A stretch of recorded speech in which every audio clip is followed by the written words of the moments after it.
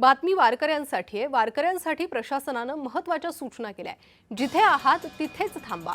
देहू आळंदीच्या दिशेने येऊ नका। वारकऱ्यांनी आळंदीत न थांबता पुण्यात यावं असं मुख्यमंत्र्यांनी सांगितलंय। आळंदीत इंद्रायणीला पूर आलाय।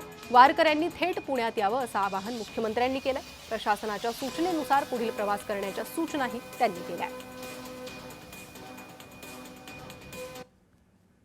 वारी सुरू होते।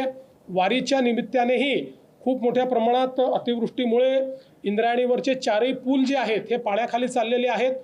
त्यामुळे वारकऱ्यांना ही विनंती आहे, आता वारी 10 तारखेला पुण्यात पोहोचते आळंदी आणि देहूवरनं, तर ती वारी तर आपण तिथे आणू, पण वारकऱ्यांनी आता तिथे न जाता पुण्यामध्येच आलं पाहिजे, कारण तिथे जाणं हे धोक्याचं आहे। त्यामुळे सगळ्या वारकऱ्यांना ही विनंती आहे की मोठ्या प्रमाणात देहू आणि आळंदीला जमा न होता त्यांनी जर पुण्यामध्ये ते आले तर अधिक सोयीचं होईल, किंवा त्यातनं कुठलंही डिझास्टर होणार नाही।